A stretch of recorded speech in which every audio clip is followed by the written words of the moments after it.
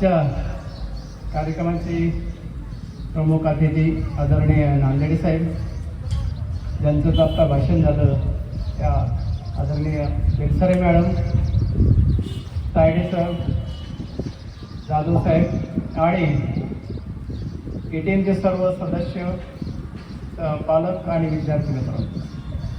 खरं तर अध्यक्षाचं भाषण हे शेवटी ठेवतात, परंतु मी विनंती केली मला अगोदर बोलू द्या, नांदेडे साहेबांच्या अगोदर, कारण त्यांचं भाषण झाल्यानंतर माझं भाषण कोण ऐकू वाटणार नाही बा. आणि त्यांनी विनंती मान्य केली. खरं तर अध्यक्ष नांदेडे साहेबांनाच करायला पाहिजे, ते मला सिनियर आहेत. विद्यार्थी मित्रांनो, तुम्हाला एक मी प्रश्न सांगणार आहे. त्या प्रश्नाचं उत्तर तुम्ही भाषण संपेपर्यंत तयार ठेवायचं आणि भाषण माझं संपलं की मग उत्तर द्यायचं. जो विद्यार्थी उत्तर देईल करेक्ट त्याला बक्षीस देणार आहे. प्रश्न विद्यार्थ्याने ऐकायचा, तो बुद्धिमत्तेवर आहे अवलंबून आणि आणखी विश्लेषण आणि बऱ्याच गोष्टी त्याच्यामध्ये. सगळ्याला माहीत आहे का विहिरीचा आकार कसा असतो? गोल आकार असतो.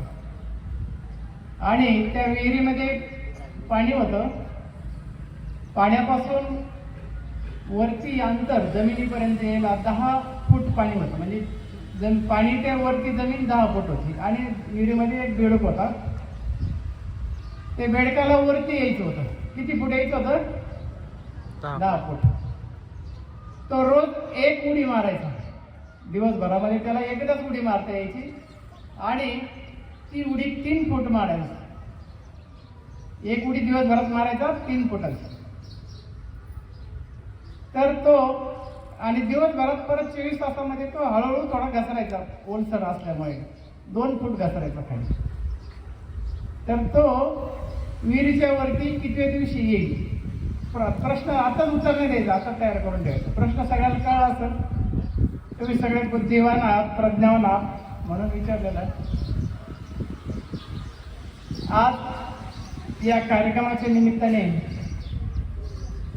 सर्व या ठिकाणी आम्हाला बोलवलं. BTS भारत टॅलेंट सर्च परीक्षा, यामध्ये टॅलेंट शब्द आहे.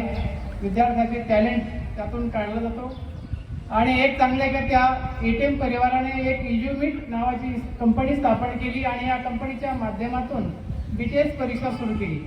राज्यामध्ये अशा बऱ्याच संस्था आहेत आणि त्या परीक्षा घेत असतात, परंतु त्यांचा उद्देश जो असतो तो विद्यार्थ्यांना गुणवंत विद्यार्थी घडवण्यापेक्षा किंवा त्यांचा सत्कार करण्यापेक्षा त्यातून नफा कसा मिळेल हा असतो.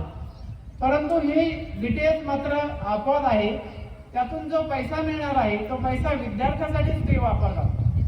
अशी एकमेव संस्था आहे का जे विद्यार्थ्यांच्या पैशातून त्यांना बक्षीस तर देते पण सहज सुद्धा नेते. म्हणजे इस्रो सारखे सहल आपली जिल्हा परिषद नेत असते. इस्रोची सहल त्यांची परीक्षा झालेली आहे मागच्या आठवड्यामध्ये. आणि भारत टॅलेंट सर्च परीक्षेचे सुद्धा विद्यार्थी इस्रोला नेत आहेत. ते वेगवेगळ्या ठिकाणी त्यांचं नियोजन आहे. आणि मला वाटतं या BTECची अशीच प्रगती होईल हळूहळू आणि काही दिवसांनी नासाला सुद्धा घेऊन जातील अशी मला अपेक्षा आहे. त्यामुळे पुढचे विद्यार्थ्यांनी तयार राहून नासाला सुद्धा घेऊन जातील. आज आपण पाहतो का जाधव सरांनी भाषण केलं, त्यांच्यामध्ये हे सगळे ग्रामीण भागातले, बहुतेक मला वाटतं व्यासपीठावर बसलेले हे ग्रामीण भागातलेच आहेत. एखादा अपवाद असू शकेल, ग्रामीण भागातलेच लोक पुढे जातात. आणि आपले भारतीय लोक तर एवढे पुढे गेलेत. अमेरिकेमध्ये जर पाहिलं तर नासामध्ये सुद्धा बहुतेक बरेचसे भारतीय आहेत. कुठल्याही कंपनीमध्ये जर गेलं जगातल्या चांगल्या चांगल्या कंपनीमध्ये तर भारतातील लोक तिथं जास्त आहेत. त्याचं कारण आहे आपले लोक खूप हुशार आहेत, कष्ट करणारे आहेत. आताच अमेरिकेची निवडणूक होत आहे, तिथं सुद्धा राष्ट्राध्यक्ष आपले भारतीय वंशज उभं राहिलेले आहेत. मागे इंग्लंडचे पंतप्रधान सुद्धा भारतीय होऊन गेले. म्हणजे काही दिवसांनी मला वाटतं जगातल्या निम्मे देशातले पंतप्रधान राष्ट्रपती भारतातलेच राहतील असं वाटायला लागले. कारण आपल्या कुठल्याही देशामध्ये जर गेलं तर तिथं आपले काही ना काही नागरिक असतात. आणि विद्यार्थ्यांना मला तेच सांगायचं का तुम्हाला शिकत असताना तुम्ही जास्तीत जास्त शिकण्याचा प्रयत्न करा. म्हणजे बेलसरेकरांनी तर सगळेच मुद्दे सांगितले, ते काय मी आता रिपीट करत नाही. जीवन कौशल्याचं जे अभ्यासक्रम म्हणतो, आता काय होतं का सध्या पाठ्यपुस्तक आपण असं शिकतो का 10वीला मुलगा पास झाला तर तो शेती करायला नको म्हणतो, शेतीतून त्याला काही येत नाही. ग्रॅज्युएट झाला तर मग अजिबातच नकोच म्हणतो. मग अशा विद्यार्थ्याला जीवन कौशल्याचं ज्ञान आपण देत नाही. आपल्या शिक्षण व्यवस्थेमध्ये थोडंफार कुठेतरी फेल्युअर आहे ते. जपानमध्ये तुम्ही वाचलं असेल, युट्यूबवर पाहिलं असेल किंवा व्हॉट्सअपवर ऐकलं असेल, वाचलं असेल किंवा बातम्यामध्ये ऐकलं असेल का जपानमध्ये शाळेतले मुलं एकदा त्यांचं जेवण झालं, मध्यान्ह भोजन, जसं आपल्याकडे खिचडी दिली जाते मध्यान्ह भोजनामध्ये, तिथं सुद्धा त्यांचा आहार दिला जातो. तो आहार झाल्यानंतर सगळे शिक्षक आणि विद्यार्थी मिळून ती स्वच्छता करतात आणि ती सवय लागते विद्यार्थ्यांना. आपल्याकडे मात्र तसं नाही. शाळेमध्ये जर शिक्षकांनी काही सांगितलं तुम्ही भांडे धुवा, प्लेटा धुवा आणि ठेवा, तरी पालक तक्रार करण्याची शक्यता असते. एखाद्या ठिकाणी स्वच्छतागृहामध्ये मुलाला काही काम सांगितलं तरी तक्रारी होतात आणि शिक्षकावर कारवाई करा असं म्हणतात.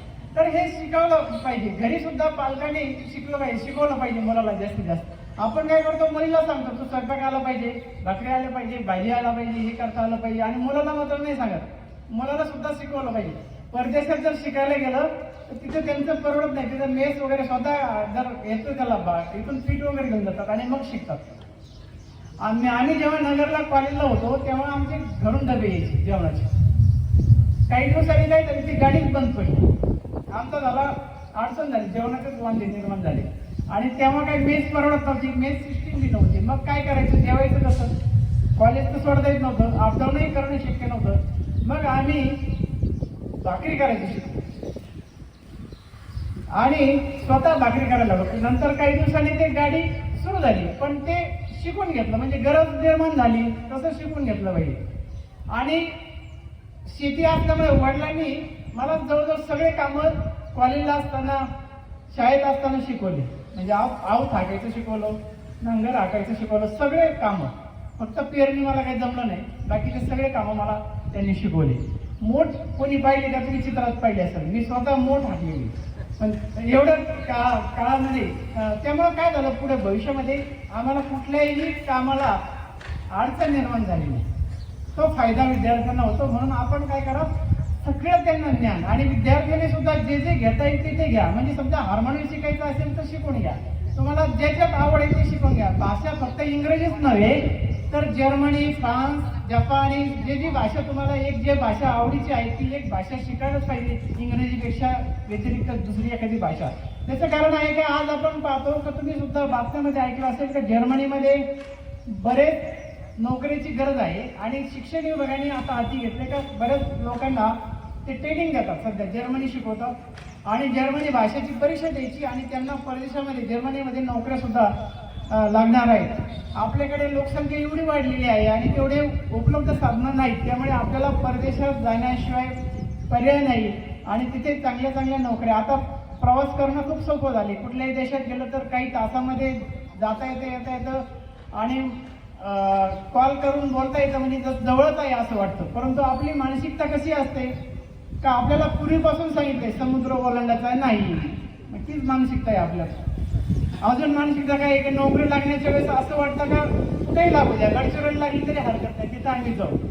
हजर झाले का लगेच सुरू होतं बदली करा, कुठं करा, जवळच्या जिल्ह्यात करा. जिल्ह्यात आल्यावर गप बसत नाहीत, मग तालुक्यात करा म्हणतात, तालुक्यात एक शांत बसत नाहीत, मग म्हणतात गावाजवळ करा, गावाजवळ केले म्हणतात नाही आता गावातच करा.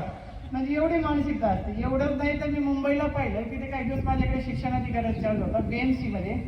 तर तिथं शिक्षणाधिकारी मी असताना काही बदल्याची प्रकरणं अशी आली होती. एकाच इमारतीमध्ये 2-3 मजली इमारत होती. वरच्या मजलीवर 1 नंबरची शाळा, मध्ये 2 नंबरची शाळा, खाली 3 नंबरची शाळा. तरी बदलीची अर्थ कसा होता, वरची 1 नंबरची शाळेतून मला खाली 3 नंबरची शाळेत बदली करा.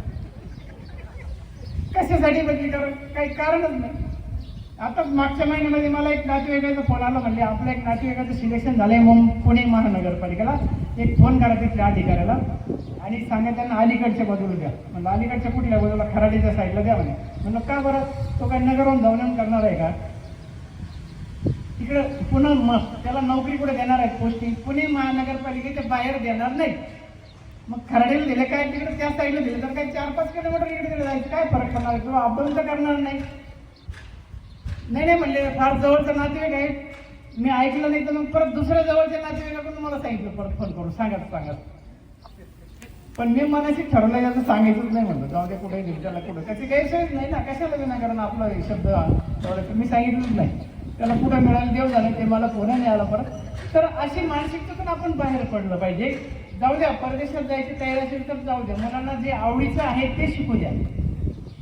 बऱ्याच वेळा काय होतं का, पालकाला म्हणजे समजा मला डॉक्टर होण्याची इच्छा होती पण मी झालो नाही, तर मग आपल्या मुलाने डॉक्टर व्हावं असं वाटतं. मग सारखं त्याला सुरू असतं सकाळ संध्याकाळ, डॉक्टर झालं पाहिजे, डॉक्टर झालं पाहिजे. मग त्याची आवड असो नसो वगैरे ते पाहिजे. म्हणून 12वी झाल्यानंतर विद्यार्थ्यांचा कल कुठं आहे ती कल चाचणी करून घ्या, त्याची सायकोलॉजिकल टेस्ट करा आणि त्याचं आवड कुठं आहे ते वेगवेगळ्या चाचण्या असतात, ते चाचण्या घ्या आणि मग त्याला जाऊ द्या त्या क्षेत्रामध्ये. नाही तर काय होतं, डॉक्टर होण्याची इच्छा नसताना डॉक्टर केल्यानंतर मग ते आनंदाने करत नाही ते नोकरी आणि मग त्यांचं लक्ष लागत नाही. किंवा इंजिनियर होण्याची इच्छा नसताना इंजिनियर केलं पण ते डॉक्टर व्हायचं असतं. किंवा काहीला ते पिक्चर पाहिलं आपण, त्या पिक्चरमधलं तसं होण्याची शक्यता असते. म्हणून विद्यार्थ्यांच्या आवडीनुसार आपण त्यांना घालण्याचा प्रयत्न करा. आणि विद्यार्थी मित्रांनो, तुम्ही कमीत कमी मोबाईलचा वापर करा आणि अभ्यास जास्त करा.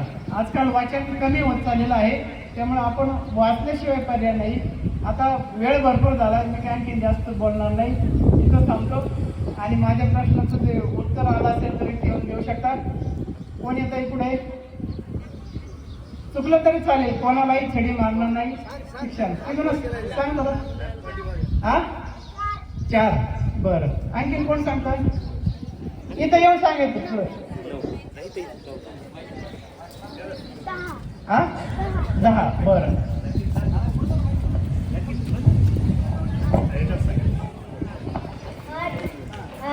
सांग बरं कसं आलं. याचं उत्तर बरोबर आहे, टाळ्या वाजवण्यासाठी. कसं आलं आता उत्तर कसं आलं ते सांगेल का? 8 बरोबर होते. बस सांगा कसं. 3 फूट वर गेला, 2 फूट खाली आला. 7 दिवसात 7 फूट गेला आणि 8व्या दिवशी डायरेक्ट वर. हा एकदम बरोबर. आणखी कोणाचं उत्तर आहे का? 8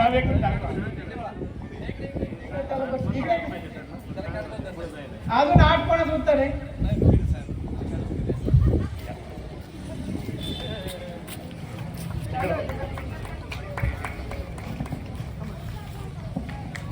सर थांबा सर.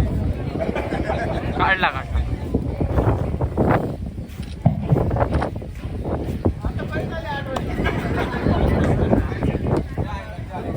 या इकडे.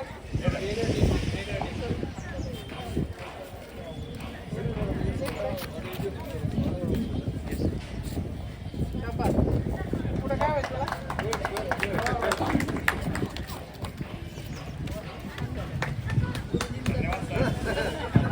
धन्यवाद साहेब. अतिशय म्हणजे उद्भव